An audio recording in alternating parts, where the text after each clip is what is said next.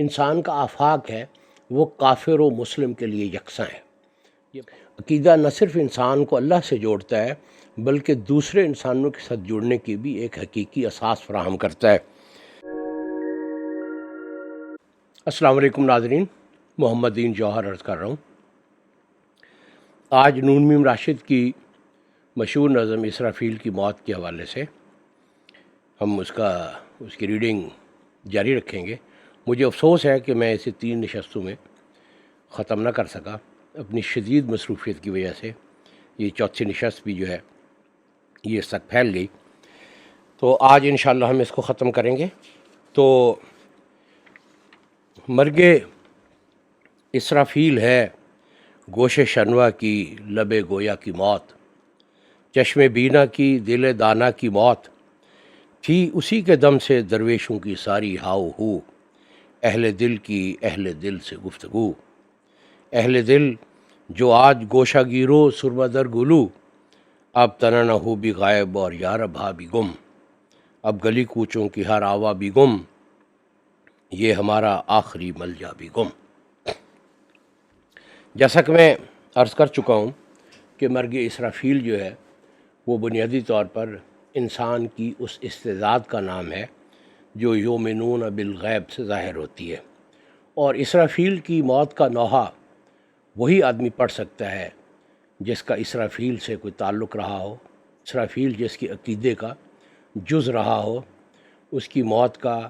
اس سے لا تعلق ہو جانا اس کی موت ہے، اور اس کا غم صرف اسی شخص کو ہو سکتا ہے جس کے نزدیک عقیدے کی کوئی اہمیت رہی ہو، اور وہ جانتا ہو کہ عقیدے کی موت سے انسان میں جو نابودیت کا، نائلزم کا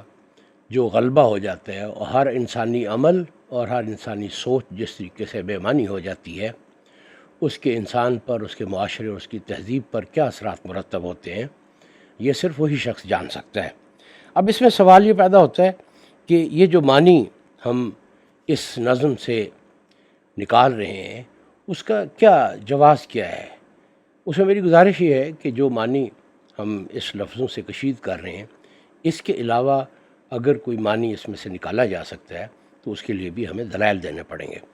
تو جب یہ دونوں دلائل سامنے آئیں گے اس کے بعد کسی ایک موقف کی غلطی یا اس کا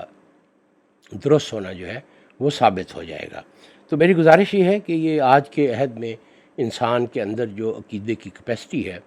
اس کے خاتمے کی ایک ڈسکرپشن ہے، اس کے امیجز ہیں کہ انسان عقیدے سے جس وقت خالی ہو جاتا ہے تو اس کی زندگی میں، اس کے عمل میں، اور خاص طور پر ایسے اعمال میں جن کا تعلق اقدار سے ہوتا ہے کیا اثر پڑتا ہے۔ تو مرگ اسرافیل ہے گوش شنوا کی کہ سننے والے کان کی، گوش شنوا سننے والا کان، لب گویا کی موت، لب گویا بولنے والے ہونٹ، یعنی اسرافیل کی موت کا مطلب یہ ہے کہ سننے والے کان اب اس دنیا میں نہیں رہے۔ سننے والے سے کیا مراد ہے؟ انسان کی تمام آوازیں شور اور غوغا ہے، صرف آوازیں وہ ہیں جن کا تعلق حقیقت سے ہے، صرف وہ لفظ بامانی ہے، صرف وہ حرف بامانی ہے، صرف وہ کلام بامانی ہے جو حقائق سے جڑا ہوا ہو۔ اگر حقائق سے انسان لا تعلق ہو جائے تو گوش شنوا کی موت واقع ہو جاتی ہے، ان کانوں کی موت واقع ہو جاتی ہے جو سننے کی قابلیت رکھتے ہیں۔ انسانی کانوں کا اصل مقصد اس کلام کو سننا ہے جو اس دنیا سے ماوراء انسانی بستیوں میں داخل ہوتا ہے، اور لب گویا انسان کا جو حرف و معنی کا جو سلسلہ ہے وہ بے معنی نہیں ہے، اور لب گویا جب حقائق کے ساتھ متعلق ہو جاتا ہے تو پھر ہی اس کی کہی ہوئی بات معتبر ہوتی ہے، ورنہ وہ سب ایبسرڈٹی کا ایک ڈھیر بنتا رہتا ہے۔ تو شاعر کہتا ہے کہ اسرافیل کی جو موت ہے وہ دراصل سننے والے کان اور کہنے والے ہونٹوں کی موت ہے، یعنی اب کوئی بامانی کلام سننے کے لیے باقی نہیں رہا اور کرنے کی کوئی بامانی بات جو ہے وہ باقی نہیں رہی۔ چشم بینا کی دل دانا کی موت، یہ جو چشم بینا کا مطلب دیکھنے والی تو ہر آنکھ ہوتی ہے، بینا کا مطلب وہ آنکھ جو حقائق پر نظر رکھتی ہو، جو زندگی کی جو ظاہر ہے، جو گلیٹر ہے، اس سے آگے انسانی حقائق کو دیکھ سکتی ہو اور واقعات کی معنویت کو بھانپ سکتی ہو، اور دل دانا کی، اور ایسا دل جو دانائی کا حامل تھا، وزڈم کا، حکمت کا حامل تھا، یہ اصل میں مرگ اسرافیل جو ہے یہ اصل میں اس کی موت ہے۔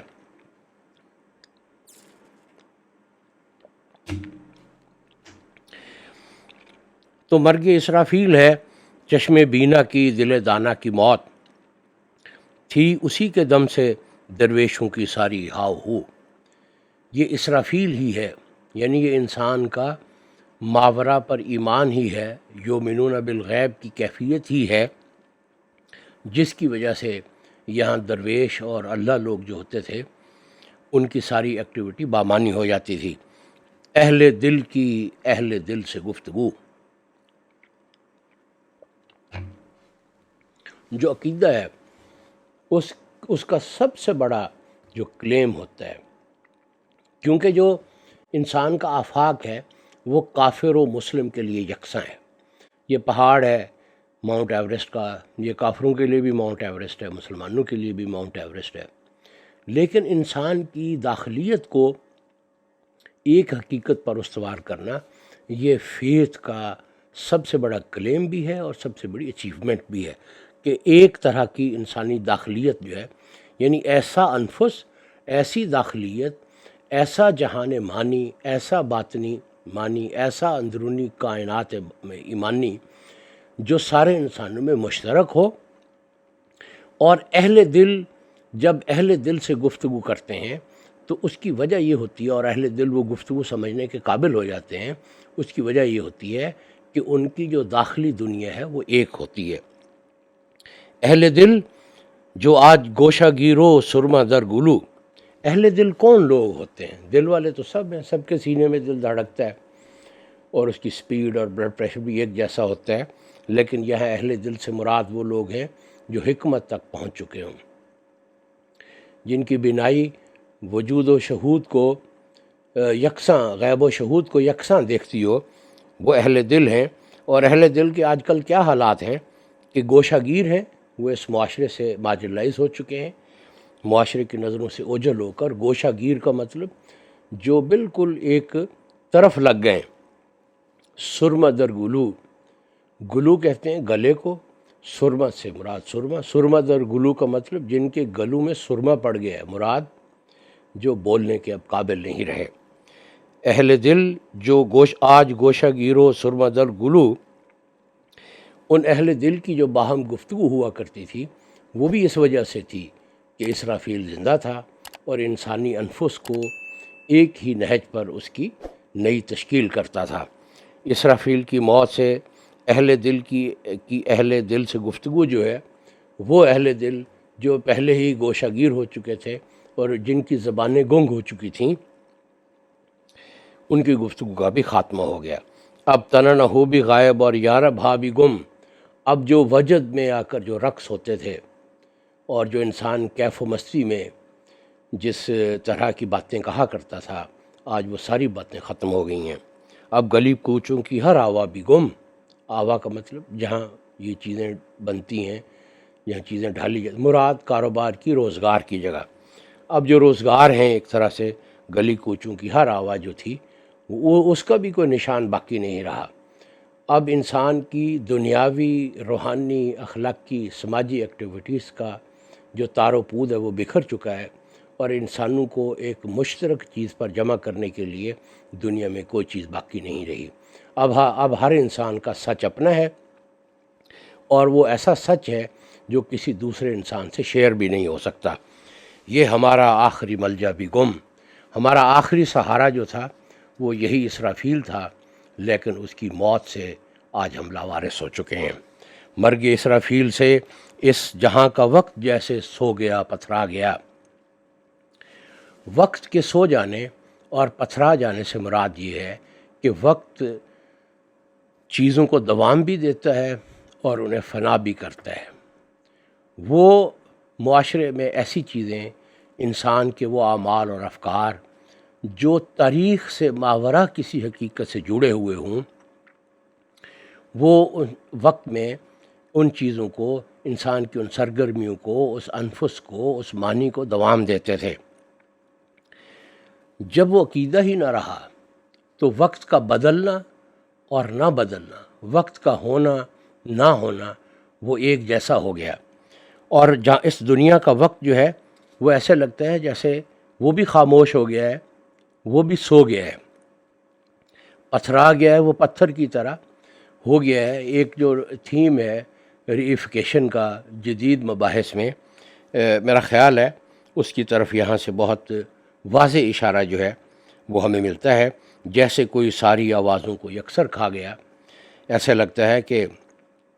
اسرافیل کی موت سے ساری آوازیں جو ہیں اس دنیا سے ختم ہو گئیں۔ ہر وہ آواز جو کوئی معنی رکھتی تھی اور وقت کو تحرک میں رکھتی تھی اور وقت یا زندگی بامانی تھی، اسرافیل کی موت سے وقت بھی بے معنی ہو گیا، اس کا گزران بھی بے معنی ہو گیا، اور وقت کے اندر سے پھوٹنے والا ہر کلام جو تھا، وہ ساری آوازیں جو تھیں وہ بھی سکوت اور موت کا شکار ہو گئیں۔ ایسی تنہائی، یہ تنہائی کس چیز کی ہے؟ تنہائی اس بات کی ہے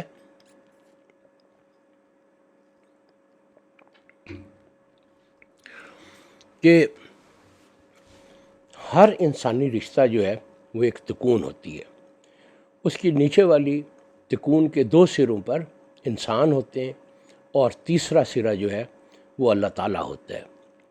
اگر انسانی رشتوں میں اللہ تعالیٰ کی پریزنس باقی نہ رہے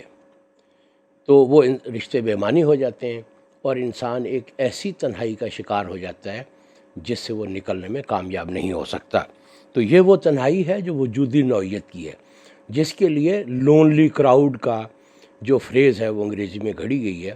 کہ مجمع تو بہت ہے لیکن اس مجمع میں لوگ ساتھ نہیں ہیں، بلکہ ہر شخص جو ہے وہ لونلی ہے، مجمع میں کراؤڈ میں ہوتے ہوئے بھی لونلی ہے۔ تو ایسی تنہائی کے حسن تام یاد آتا نہیں کہ یہ تنہائی اتنی بھیانک ہے، یہ انسان جو اپنے آپ تک محدود ہو گیا ہے، وہ دوسرے تک پہنچنے کے سارے اسالیب، سارے راستے کھو چکا ہے۔ وہ سارے راستے، وہ سارے اسالیب، وہ ساری جو شاہراہیں جو ایک انسان سے دوسرے انسان تک کھلتی تھیں، اس میں بنیادی وجہ جو تھی، ان کی جو شاہ کلید تھی، وہ عقیدہ تھا۔ عقیدہ نہ صرف انسان کو اللہ سے جوڑتا ہے بلکہ دوسرے انسانوں کے ساتھ جڑنے کی بھی ایک حقیقی اساس فراہم کرتا ہے۔ جب اس میں، اس تکون میں، اس کا جو ہائر اینڈ تھا وہ باقی ہی نہیں رہا، تو دو انسان جو ہیں اب وہ ایک دوسرے کے صیاد تو ہیں، وہ دوست نہیں ہیں۔ جب انسانی رشتوں میں ماورا کی پریزنس ختم ہو جائے تو انسان جو ہے وہ ایک وجودی تنہائی کا شکار ہو جاتا ہے، ایک ایسی تنہائی جس کو کوئی دوسرا انسان پاٹ نہیں سکتا۔ تو ایسی تنہائی کے حسن تام یاد آتا نہیں، یہ ایسی تنہائی ہے اور یہ تنہائی اتنی بھیانک ہے، اور آج کے فرد کے نزدیک یہی سب سے بڑی حقیقت ہے کہ اس تنہائی کے بھیانک پن میں اگر حسن تام کا، اسے کوئی، تام کا مطلب مکمل، اگر اس نے مکمل جمال کہیں دیکھا بھی ہے تو اس کو وہ بھی یاد نہیں آتا، ایسا سناٹا کہ اپنا نام یاد آتا نہیں۔ اور اس تنہائی کو سناٹا کہا ہے، اور وہ تنہائی ایک ایسے سناٹے میں بدل چکی ہے جس میں انسان اپنے آپ کو بھی فراموش کر چکا ہے، کہ اپنا نام یاد آتا نہیں کہ میں اپنے آپ کو بھی فراموش کر چکا ہوں۔ انسان اسرافیل کی موت سے، عقیدے کی موت سے، مذہب کے انسانی معاملات سے بے دخل ہونے کے بعد جن وجودی احوال پر قائم ہوا ہے وہ اس قدر گہرا سناٹا ہے، اس قدر بھیانک خاموشی ہے کہ یہاں جمال کا گزر نہیں ہے، جہاں انسان خود فراموشی کی ایسی منزل میں ہے کہ جو اس کے لیے موت سے کم نہیں ہے۔ مرگ اسرافیل سے دیکھتے رہ جائیں گے دنیا کے عامر بھی، زباں بندی کے خواب، اس خداوندی کے خواب، ایسی خداوندی جس میں مجبوروں کی سرگوشی تو ہو، اس زباں بندی کے خواب۔ اب اس میں بڑی اہم بات کی ہے شاعر نے کہ جو پاور ہوتی ہے، پاور ہمیشہ ایک نیریٹو بناتی ہے۔ مارکس نے بھی یہ بات بہت شدت کے ساتھ کہی ہے کہ طاقت بغیر نیریٹو کے پاسبل نہیں ہوتی۔ طاقت جو ہے وہ اپنی اقدار، اپنا بیانیہ، اپنا کلچر، اپنی ایک زبان، اپنے دانشور، اپنے مذہبی رہنما تخلیق کرتی ہے۔ ان سب کا کیا کام ہوتا ہے؟ طاقت کے اسٹرکچر کو جسٹیفائی کرنا۔ وہ ایک بیانیے پر اکٹھے ہوتے ہیں، اور یہ طاقتور لوگ اور سرمایہ دار لوگ جب مل جاتے ہیں تو وہ ایک بیانیہ تشکیل دیتے ہیں۔ اس میں کارل مارکس کہتا ہے کہ مذہب اس بیانیے کا نام ہے۔ یہاں ہم دیکھتے ہیں کہ جب عقیدہ جو ہے وہ اپنی موت آپ مر جائے گا تو کوئی ایسا بیانیہ بھی نہیں بنایا جا سکتا جس سے دنیا کے آمر جو ہیں وہ اپنی طاقت کو کوئی جواز دے سکیں۔ اور جو آمر ہوتے ہیں، جو طاقت پر قبضہ کر چکے ہوتے ہیں، جو سرمایہ کی قوتوں کو اپنے لیے مختص کر چکے ہوتے ہیں، جو سرمایہ کے وسائل پر مکمل طور پر اپنی دسترس جو ہے وہ قائم کر چکے ہوتے ہیں، جو دنیا کے جو آمر ہیں ان کا سب سے پہلا خواب ہوتا ہے لوگوں کی زبان بندی کرنا۔ میرا خیال ہے آمروں کی اس خواہش سے آج کا ہر پاکستانی اس کو اپنے تجربے میں دیکھ رہا ہے۔ اور زبان بندی آمروں کا سب سے بڑا خواب ہے۔ یہ ایک ایسا خواب ہے کہ جس میں خداوندی بھی شامل ہوتی ہے۔ آمر جو ہے وہ جب خداوندی کے مرتبے پر فائز ہوتا ہے تو وہ چاہتا ہے کہ صرف اس کا کلام رائج ہو اور کوئی دوسرا کلام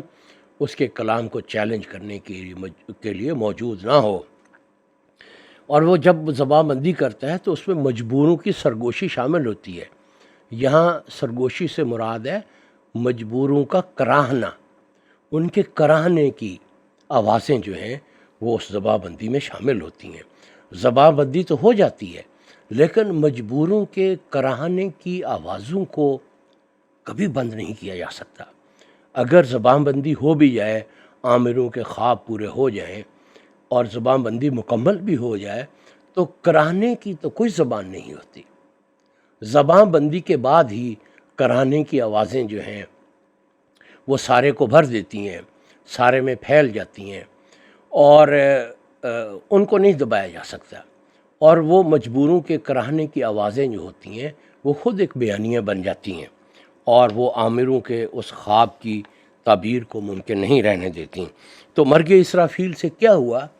کہ جو آمروں کے بیانیہ بنانے کی صلاحیتیں تھیں، دنیا کے آمر بھی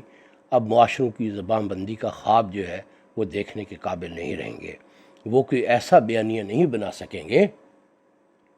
جس سے لوگوں کی زبان بندی کی جا سکے اور واحد کلام کے طور پر وہ اپنی بات کو رائج کرنے کا خواب پورا کر سکیں۔ تو اس جو وہ خداوندی کا خواب دیکھتے تھے دنیا کے آمر، وہ اور زبان بندی کا خواب دیکھتے تھے، مرگ اسرافیل سے